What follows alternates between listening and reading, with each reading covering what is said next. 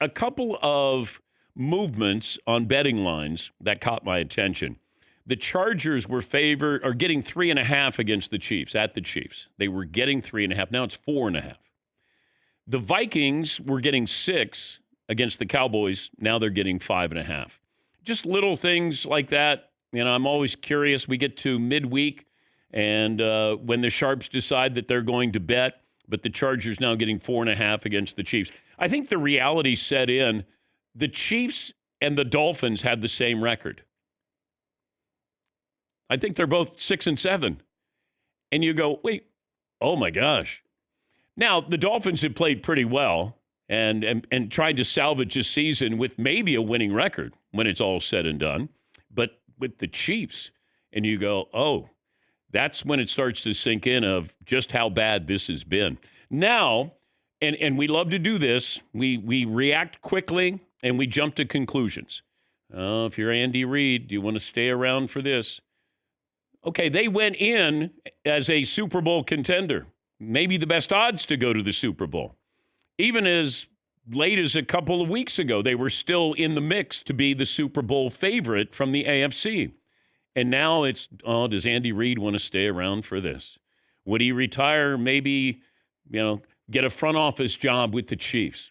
Like, that happened quickly here. But the Chiefs are different. This will be Kelsey's last year.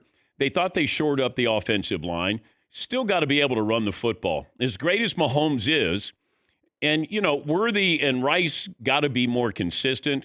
So Chris Jones, I'm watching yesterday or the day before, and analysts were all of a sudden say, Chris Jones just isn't the way, he's not that player he once was. I'm like, a couple of weeks ago, it was like, man, Chris Jones is awesome.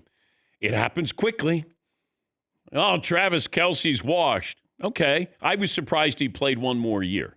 But he's still a first ballot Hall of Famer, but he does look like he's on his last legs. He had one catch in that last game. So now you start to look at a bigger picture with Andy Reid. We're looking at a bigger picture for Mike Tomlin. Like this happens quickly in the NFL. And that's what's surprising. The Chiefs in this game against the Chargers, and, they have to win. They have to win, and they have to get a lot of help. But those are some of the things that I think look at big picture. Just because Mike Tomlin won the game this past weekend doesn't mean that I don't think that he's going to take another job or maybe go into TV this next year. I wouldn't be surprised. In fact, it feels like I'd be more surprised if he came back to Pittsburgh. But also, you have to factor in who is better than Mike Tomlin. It's just like we found out with James Franklin at Penn State. He might not be that upper echelon guy, but he's pretty good.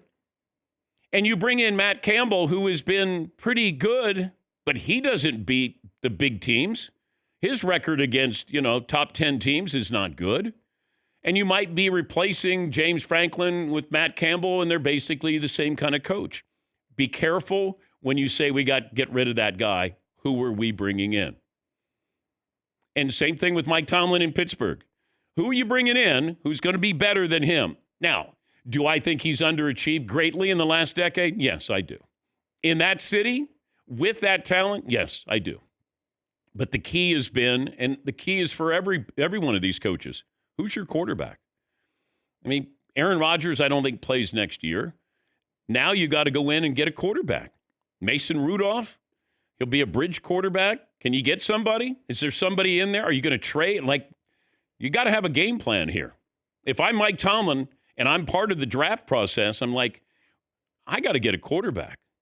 Because if you don't, just like we saw in Denver, when Sean Payton came in, that wasn't his quarterback. And what did he do? He said, Bo Nix is my quarterback. And he wanted Bo Nix. Look at Mike Vrabel. If Vrabel doesn't have Drake May, Mike Vrabel's not your coach of the year. But he found Drake May. Ben Johnson's not taking the Chicago job if he has a bridge quarterback there. He was going to wait and take the right job because I was going to have the right quarterback. And remember when Jaden Daniels was a top 2, top 3, top 4 quarterback? Or if you're going to start your franchise, it was Jaden Daniels?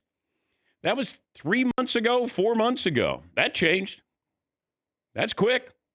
Oh, he's injury prone. Well, That was the big knock, that he was injury prone and his build. He was slight for a quarterback. Very talented, had maybe the best rookie season that an NFL quarterback's ever had. But all of a sudden it's like, oh, that's right, Jaden Daniels.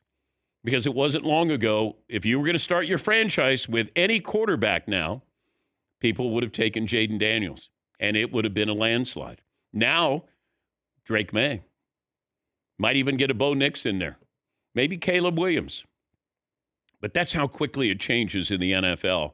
And that's what surprised me with the Chiefs. All of a sudden, you start to hear, Andy Reid want to be in a rebuild? I didn't know they'd be in a rebuild, but it certainly feels that way.